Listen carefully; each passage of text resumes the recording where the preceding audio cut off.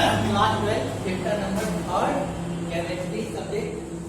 हमारा जो चैप्टर का नाम है वो है विद्युत रसायन, इलेक्ट्रोकेमिस्ट्री। इलेक्ट्रोकेमिस्ट्री के अंतर्गत वे हम रासायनिक अभिक्रियाओं को पढ़ेंगे जिन रासायनिक अभिक्रियाओं के उपरांत हमको विद्युत धारा प्राप्त हो। ठीक, हमको उन रासायनिक अभिक्रियाओं को पढ़ना है जिसमें होता क्या है कि रासायनिक अभिक्रिया के फलस्वरूप हमको क्या मिलेगी, विद्युत धारा। ठीक, अगर हम इसके अंतर्गत आते हैं तो जितने भी सेल्स हैं, जितने चाहे वो डाई सेल हो, शुष्क सेल हो, चाहे वो लिक्विड सेल हो, चाहे जितने भी प्रकार के सेल आते हैं वो सभी किस पर काम करते हैं, विद्युत रसायन।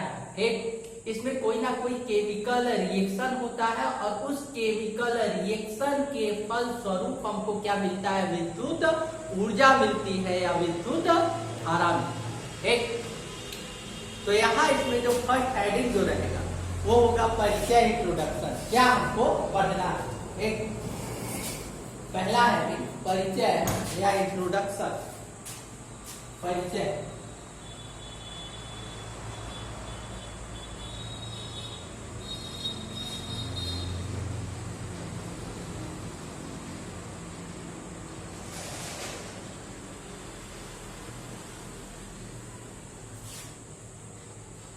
इंट्रोडक्शन, परिचय। विद्युत रसायन है क्या, एक इसी के बारे में हम लोगों को जानना है। तो छोटा मोटा ये जानिए, अगर कुछ भी आता है तो लिखिएगा विद्युत रसायन की, रुक जाओ, रसायन विज्ञान की वह शाखा जिसके अंतर्गत किसी भी रासायनिक अभिक्रिया के फलस्वरूप विद्युत ऊर्जा प्राप्त होती है। उन सभी अभिक्रियाओं का अध्ययन किसके अंतर्गत करते हैं, विद्युत रसायन के अंतर्गत।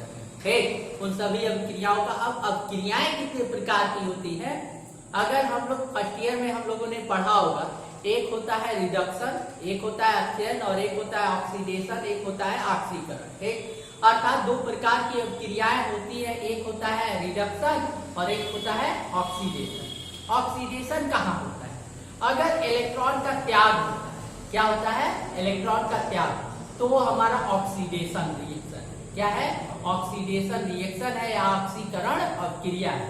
ठीक, अगर कोई है तत्व है, अगर वो तत्व इलेक्ट्रॉन को ग्रहण करता है तो वहां होता क्या है, अपचयन अभिक्रिया होती है, रिडक्शन रिएक्शन होता है। ठीक, अर्थात अभिक्रियाओं, अगर इलेक्ट्रॉन के त्याग और इलेक्ट्रॉन के ग्रहण करने की अगर हम बात करते हैं तो इलेक्ट्रॉन के त्याग और इलेक्ट्रॉन के ग्रहण के अनुसार अभिक्रियाएं कितने प्रकार की होती है, तो दो प्रकार की होती है, एक ऑक्सीकरण अभिक्रिया होती है और एक अपचयन अभिक्रिया।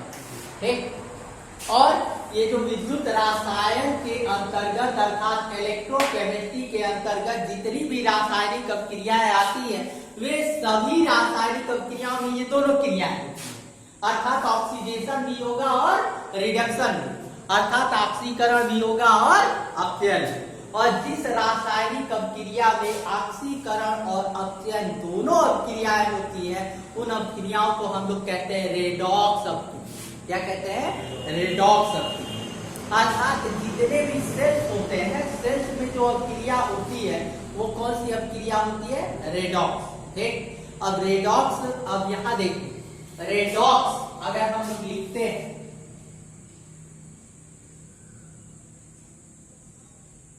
ठीक, ये रिडक्शन और प्लस ऑक्सीडेशन किससे मिलकर के बना है, रिडक्शन और प्लस ऑक्सीडेशन, अर्थात इलेक्ट्रॉन का ग्रहण और इलेक्ट्रॉन का त्याग। अब हम लोग जानते ही हैं कि जितने प्रकार के सेल होते हैं, ठीक, सेल्स जो होते हैं हर सेल में दो चीजें होती हैं, एक दो प्लेटें होती हैं या दो ऐसे इंस्ट्रूमेंट लगे होंगे, एक क्या करेगा, एक हमारा धन होता है और एक क्या होता है, ऋण होता है। हर एक सेल में धन और ऋण मिलते हैं। ठीक, और जब भी धन और ऋण मिलता है तो उसमें जो एक प्लेट होता है, अर्थात अगर एक है इलेक्ट्रोड उसको कहते हैं, जो भी होते हैं उसको क्या कहते हैं, इलेक्ट्रोड, चाहे वो धन वाला हो चाहे वो ऋण वाला, दोनों को हम लोग क्या कहते हैं, इलेक्ट्रोड। तो एक इलेक्ट्रोड पर कौन सी अभिक्रिया होगी, ऑक्सीकरण होगी, और एक इलेक्ट्रोड पर कौन सी अभिक्रिया होगी, अपचयन होगी। अर्थात ऑक्सीकरण में करेगा क्या, इलेक्ट्रॉन का त्याग करेगा और वो इलेक्ट्रॉन वायर के जरिए जाएंगे और फिर दूसरी प्लेट में उसी इलेक्ट्रॉन को क्या करेंगे, प्लेट ग्रहण करें। ठीक, अर्थात सेल में कौन सी अपक्रिया होती है? क्या रेडॉक्स अपक्रिया, रिडक्शन और प्लस ऑक्सीडेशन दोनों रिएक्शंस होते हैं, इसलिए हम इसको रेडॉक्स अपक्रिया कहते हैं। तो लिखिएगा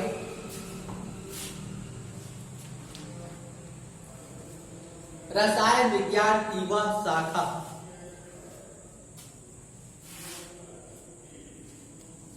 रसायन विज्ञान की वह शाखा जिसके अंतर्गत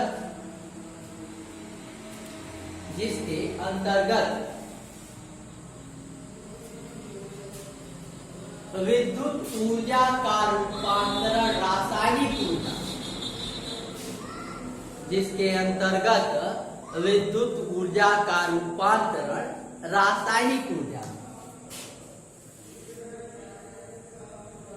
तथा रासायनिक ऊर्जा का रूपांतरण विद्युत ऊर्जा होता है।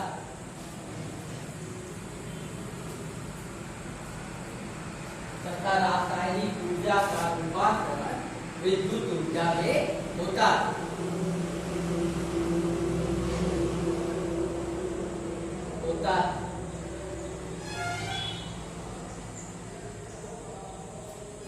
का अध्ययन किया जाता है।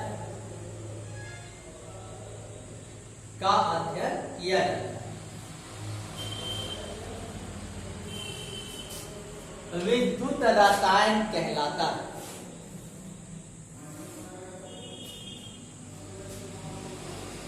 विद्युत रसायन कहलाता है।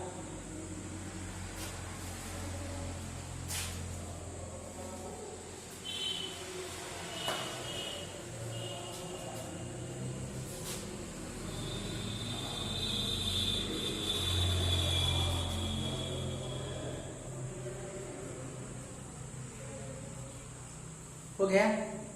ठीक, अगला जो हेडिंग रहेगा वो होगा ऑक्सीकरण अपक्रिया।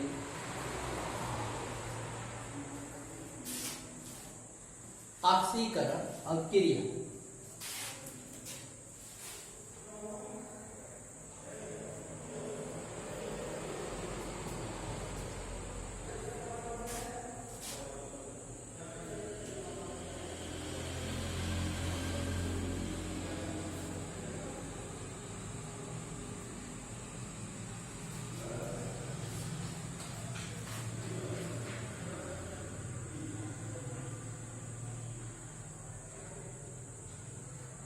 ऑक्सीडेशन रिएक्शन, ऑक्सीडेशन रिएक्शन या ऑक्सीकरण अपक्रिया।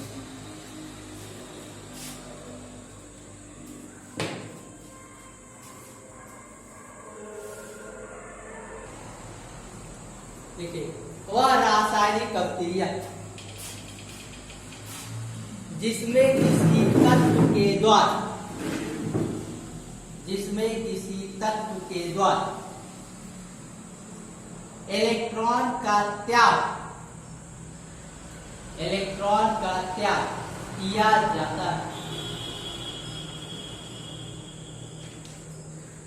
इलेक्ट्रॉन का त्याग किया जाता है। ऑक्सीकरण अपक्रिया कहलाती है।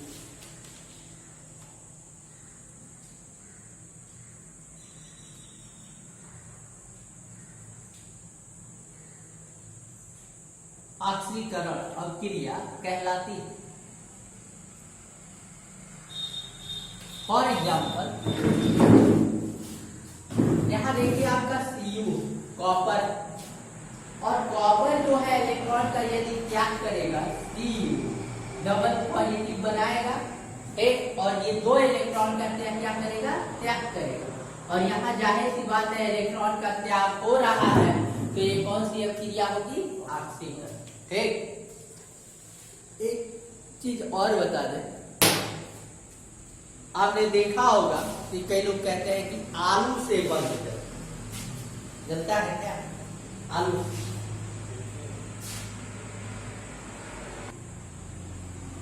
अपचयन अपक्रिया, रिडक्शन रिएक्शन। ठीक, लिखिए वह रासायनिक अपक्रिया अपक्रिया जिसमें कोई तत्व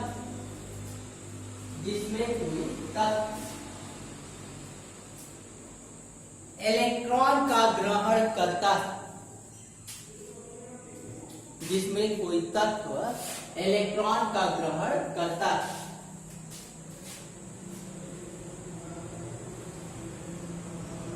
अपचयन अपक्रिया कहलाती है।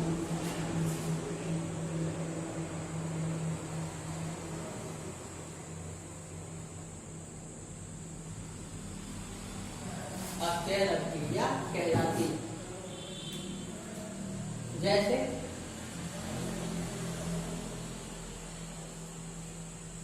यहाँ देखिएगा Zn जो जिंक है वो 2 इलेक्ट्रॉन को ग्रहण कर रहा है, बना रहा है Zn2 निगेटिव। यहाँ से मिल गया हमको एक पॉजिटिव और एक निगेटिव। होता क्या है, यहाँ जो इलेक्ट्रॉन त्याग होता है ना, वही फिर दोबारा वाहक के जरिए आकर के दूसरे प्लेट पे वही इलेक्ट्रॉन क्या होगा, जुड़ेगा दूसरे वाले। इसी तरह लगातार एक इलेक्ट्रॉन का त्याग करेगा और एक लेगा ना। जैसे मान लीजिए कि ये हमारा सेल बैटरी, अब बैटरी के 2 टर्मिनल्स होते हैं, एक धन होता है और एक ऋण होता है। हम लोग जानते हैं 2 प्लेट होते हैं, ये ऋण प्लेट है, ठीक। अब धन वाला क्या करेगा, इलेक्ट्रॉन का त्याग करेगा, ठीक। और ऋण वाला क्या करेगा, इलेक्ट्रॉन को ग्रहण करेगा। तो जाहिर सी बात है ग्रहण करेगा, तो यहाँ इलेक्ट्रॉन एक लगातार त्याग किया और एक क्या किया, ग्रहण किया। और इलेक्ट्रॉन के त्याग और ग्रहण के कारण क्या होगी, विद्युत धारा बहेगी, ठीक। अगला हेडिंग लिखिएगा रेडॉक्स अपक्रिया। रेडॉक्स अपक्रिया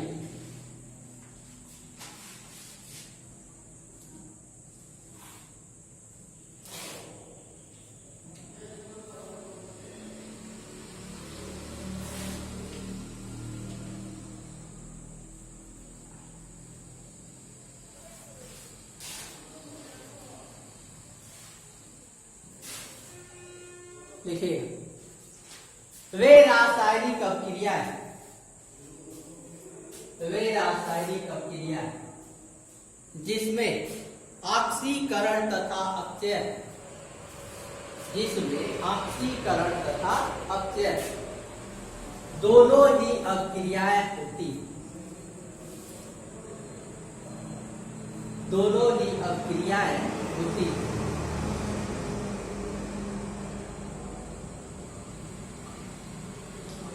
रेडॉक्स अपक्रिया कहलाता है।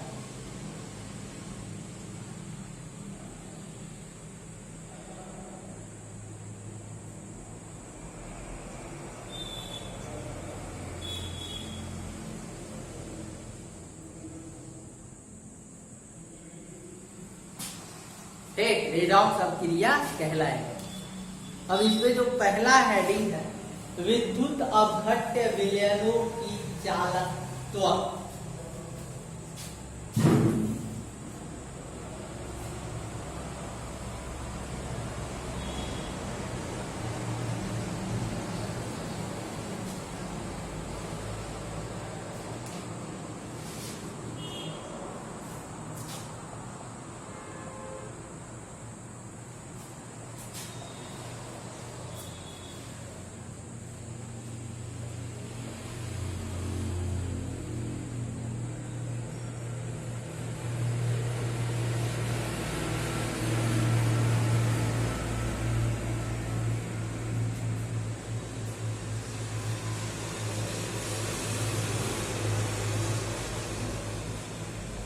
चालक, ठीक। अब यहाँ देखिए विद्युत अपघट्य विलयन क्या होता है, जब भी हम 2 प्लेटें बैटरी बनाते हैं तो 2 प्लेट को लेते हैं, एक हमारा प्लेट दूसरे चीज का रहता है और एक दूसरा। एक ही चीज का बनाएंगे तो वो जाहिर सी बात है काम नहीं करता, ठीक। काम नहीं क्यों करेगा, क्योंकि अगर एक ही अगर मेटल्स का है तो जाहिर सी बात है अगर दोनों एक ही मेटल का है तो दोनों पर या तो ऑक्सीडेशन होगा या तो दोनों पर क्या होगा, रिडक्शन होगा। अगर दोनों पर ऑक्सीडेशन अगर हो जाएगा तो दोनों धन ही मिलेंगे, अगर दोनों का अगर रिडक्शन हो जाएगा तो दोनों क्या मिलेंगे, अर्थात यहाँ प्लेटों को जो हमको लेना है वो अलग अलग धातु का या अलग अलग यौगिक। एक प्लेट लेंगे और उन प्लेटों को क्या करते हैं, किसी विलयन में डुबोते। क्या करते हैं, विलयन में डुबोते। और जो विलयन होता है उसी को हम लोग विलयन को क्या कहते हैं, विद्युत अपघट्य विलयन। और वो जो विद्युत अपघट्य विलयन होता है वो भी विद्युत का सुचालक होता है। क्या होता है, सुचालक। अर्थात उस विद्युत अपघट्य विलयन की भी चालकता होती है। क्या होती है, चालकता। ठीक, अब चालकता क्या होती है, यहाँ देखो। अगर हम बात करते हैं रेजिस्टेंस की, तो सबका कुछ ना कुछ रेजिस्टेंस होता है। एक किसी का भी रेजिस्टेंस जीरो नहीं होता है, कुछ ना कुछ रेजिस्टेंस रहेगा। और रेजिस्टेंस को छोड़ करके बाकी जो बचा वो उसकी चालकता। क्या हो गई, चालकता। ठीक, ये दोनों गुण होते हैं। अगर प्रतिरोधकता बढ़ता है तो चालकता घटता है। ठीक, प्रतिरोधकता बढ़ा, रोकने की क्षमता बढ़ेगी तो जाने की क्षमता उसकी क्या होगी, घटेगी ना। अगर ये कहा जाए कि चालकता अगर बढ़ेगा तो प्रतिरोधकता क्या होगी, घटेगी। ठीक, अर्थात ये दोनों एक दूसरे के अपोजिट गुण होते हैं। ठीक, अगर किसी के चालकता का डिफिनेशन लिखना है तो हम लोग सीधे ये लिख सकते हैं कि किसी विद्युत अपघट्य विलयन के प्रतिरोध, किसी विद्युत अपघट्य विलयन के प्रतिरोध के व्युत्क्रम उल्टे हम लोग क्या कहेंगे, विद्युत अपघट्य विलयन का चालकत्व या चालकता। ठीक, तो लिखिएगा विद्युत अपघट्यों के जलीय विलयन, विद्युत अपघट्यों के जलीय विलयन में विद्युत धारा प्रवाहित, विद्युत धारा प्रवाहित विलयन, विलयन धारा के मार्ग, विलयन धारा के मार्ग अवरोध उत्पन्न करता, धारा के मार्ग में अवरोध उत्पन्न करता, जिसे उस विद्युत अपघट्य विलयन, जिसे उस विद्युत अपघट्य विलयन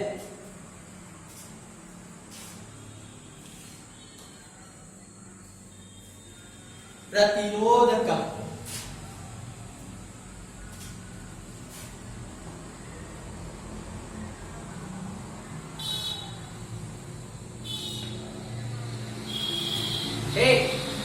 अब यहाँ देखिए, जैसे हम लोग कहते हैं क्या, बैटरी में यूज करते हैं हम लोग, वाटर डालते हैं ना, पानी क्या है, विलयन। क्या है, विलयन। विद्युत अपघट्य विलयन इसलिए क्योंकि वो विलयन जो होता है वो H2SO4 का, किसका विलयन होता है, H2SO4 का। और जब भी अगर कोई हम विलयन तैयार करते हैं, सॉल्यूशन तैयार करते हैं, अगर उस सॉल्यूशन में जो विलय अगर दो पार्ट में टूटता है, एक पॉजिटिव और एक निगेटिव, तो जो विलयन होता है वही क्या कहलाता है, विद्युत अपघट्य विलयन। जैसे जल है, जल में नमक डाल दें और जल में नमक डालेंगे तो Na पॉजिटिव Cl निगेटिव 2 मिलेगा। ठीक, सल्फ्यूरिक अम्ल डालेंगे H2SO4 जल में तो मिलेगा क्या, 2H positive plus SO4 double negative. यहाँ दोनों टूट जाते हैं ना आयन में, और जब आयन में टूटेगा तो उसी विलयन को हम लोग क्या कहते हैं, विद्युत अपघट्य विलयन। पहले विद्युत अपघट्य विलयन जो है, जैसे नमक का विलयन है, हम उसमें विद्युत धारा प्रवाहित करेंगे तो कहीं ना कहीं वो धारा के मार्ग में कुछ ना कुछ रुकावट उत्पन्न करेगा, और जो रुकावट उत्पन्न करता है उसी को हम लोग प्रतिरोध कहते हैं। क्या कहते हैं, प्रतिरोध। ठीक, जैसे वायर है, वायर भी क्या करेगा, विद्युत धारा के मार्ग में क्या करता है, रुकावट उत्पन्न करता है। ठीक, धारा के मार्ग में क्या करेगा, रुकावट उत्पन्न करेगा। उसी तरह जो विलयन होता है, विलयन विद्युत अपघट्य विलयन भी क्या करेगा, धारा के मार्ग में रुकावट उत्पन्न करेगा। ठीक, अब यहाँ देखो, अगर विलयन हमारा बहुत हल्का, क्या है, बहुत हल्का, हल्का का मतलब ये हुआ कि विलय की मात्रा कम और विलायक की मात्रा, जल की मात्रा अधिक हो, और विलयन हमारा जितना तन होगा, जितना हल्का होगा, वो विलयन का वो वो विद्युत का उतना ही ज्यादा चालकता, उसकी चालकता उतनी ही अधिक हो। ठीक, अगर विलयन हमारा सांद्र हो गया तो वहां चालकता क्या हो गई, घट जाए। इसीलिए जो हम लोग बैटरी का पानी यूज करते हैं उसमें बहुत थोड़ी सी मात्रा में H2SO4 होता है, बहुत कम। ठीक, बहुत कम इसलिए डालते हैं क्योंकि अगर ज्यादा H2SO4 अगर हम डाल देंगे तो उसकी चालकता घट जाएगी, प्रतिरोध उसका बढ़ जाएगा।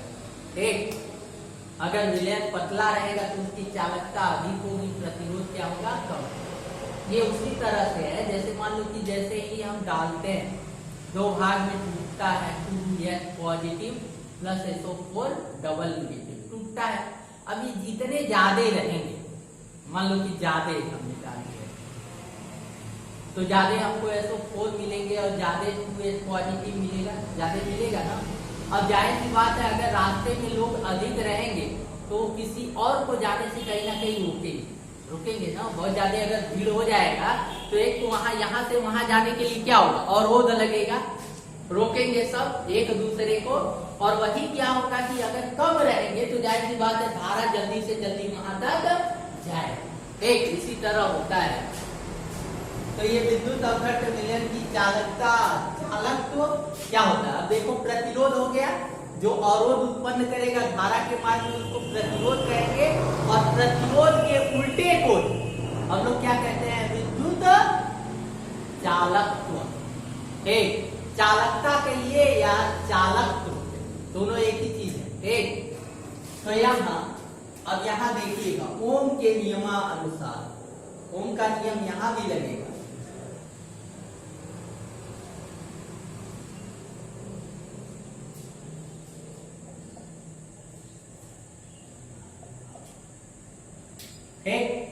ओम के नियमानुसार ओम कहता है V equal to I into R। एक होता है ओम के नियम के अनुसार V इक्वल टू होता है क्या, I इंटू R होता है, जहां R क्या है, प्रतिरोध है। एक तो R इक्वल टू हो जाएगा V बाई कितना, I हो गया। अब इस R के उल्टे को यानी व्युत्क्रम को चालक को कहेंगे, क्या कहेंगे, चालक। ठीक, तो इतना नोट करिए ओम के नियमानुसार।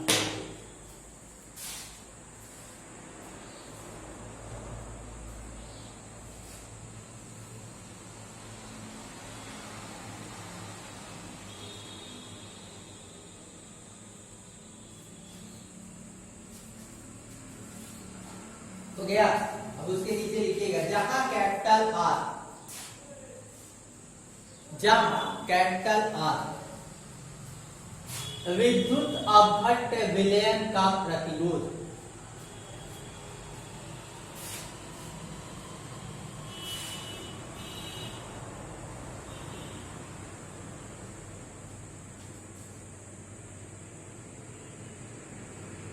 विद्युत अपघट्ट विलयन का क्या है, प्रतिरोध। ठीक हो गया, पैराग्राफ चेंज करिए। देखिए पैराग्राफ चेंज करिए। विद्युत अपघट्ट विलयन, विद्युत अपघट्ट विलयन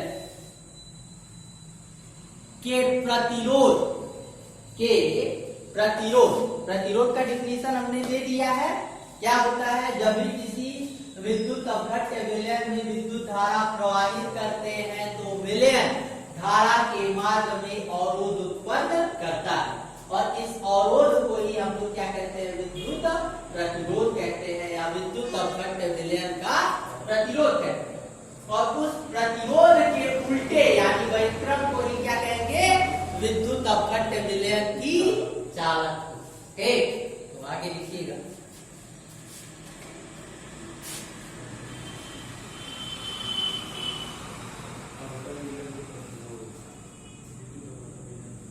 विद्युत अपघट्ट विलयन के प्रतिरोध के व्युत्क्रम,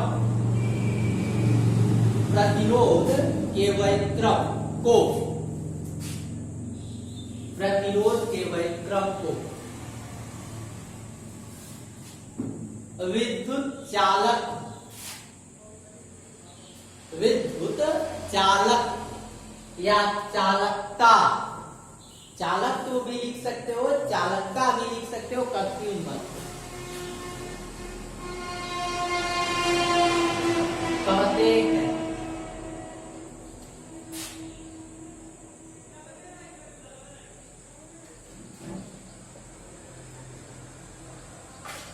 चालक के इक्वल टू क्या होगा 1 बाई प्रतिरोध, प्रतिरोध के व्युत्क्रम को कहेंगे तो क्या हो जाएगा 1 बाई प्रतिरोध।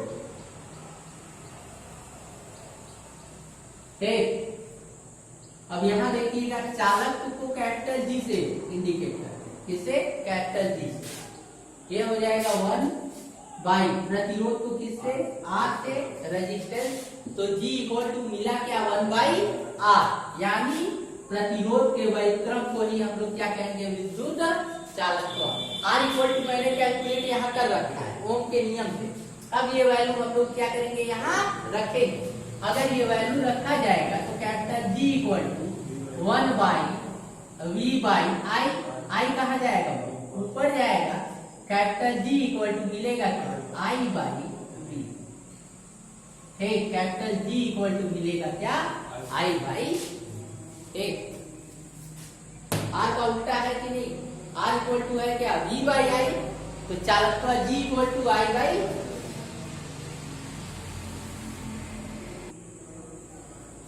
आगे लिखिएगा जहां रो, ये जो रो है, जहां रो विद्युत अघट्य विलयन, विद्युत अघट्य विलयन विशिष्ट प्रतिरोध,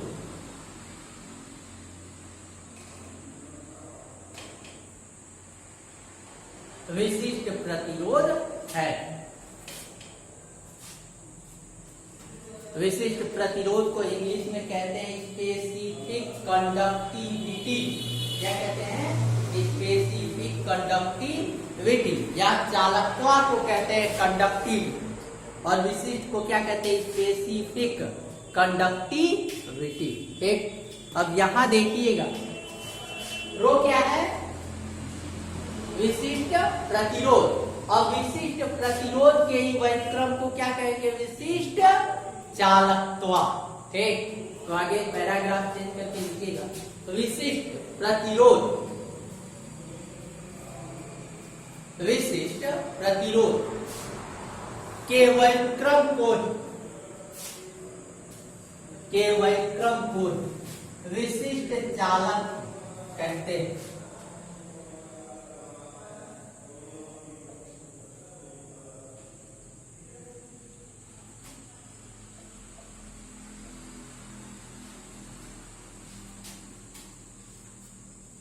अब यहां देखिएगा विशिष्ट चालक, तो विशिष्ट जुड़ गया तो प्रतिरोध में भी क्या होगा विशिष्ट जुड़ेगा 1 बाई, पहले मैंने केवल लिखा था प्रतिरोध चालक तो इक्वल टू 1 बाई प्रतिरोध, अब विशिष्ट चालक तो इक्वल टू 1 बाई विशिष्ट प्रतिरोध।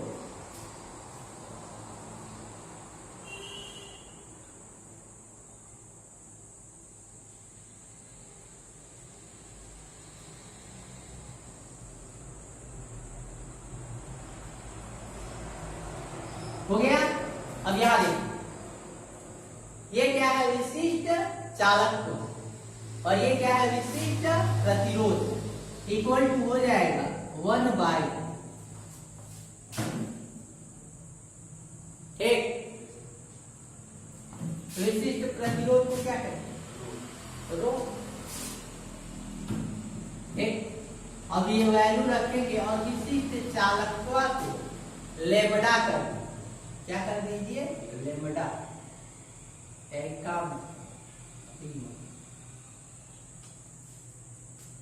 लेमडा चल लेमडा, ठीक, लेमडा हो गया और ये हो जाएगा 1 बाई विशिष्ट प्रतिरोध R इंटू ए बाई के,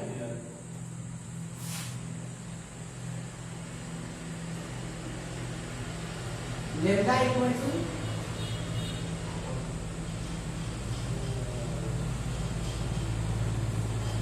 मिलेगा। आगे देखना क्या होता है,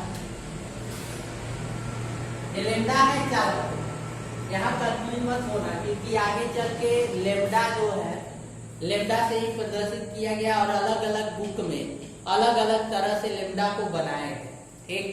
एक लेमडा आपका ऐसे बना,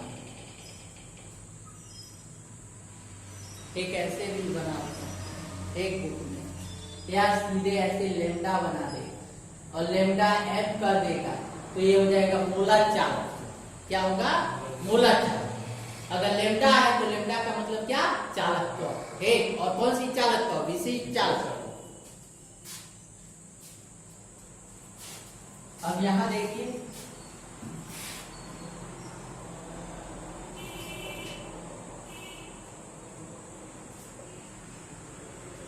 हो जाएगा 1/r को। अब lambda equal to 1/r equal to क्या है? जी इक्वल टू लिखा गया था ना 1/r।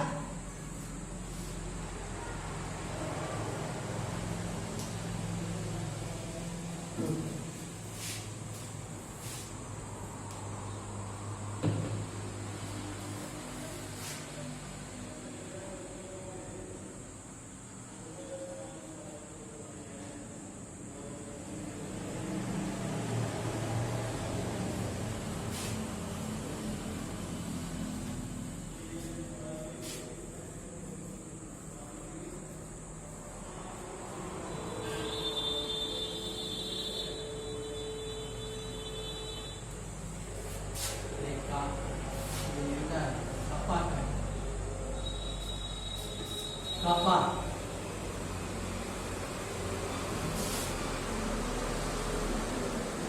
विशिष्ट चालक का कपा।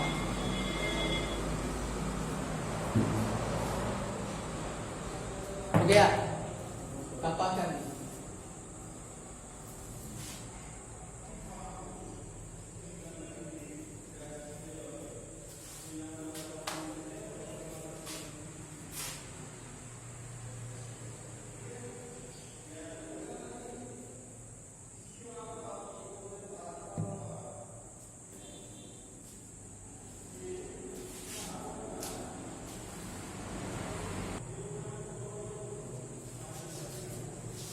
प्रतिरोध यानी कैपिटल आर,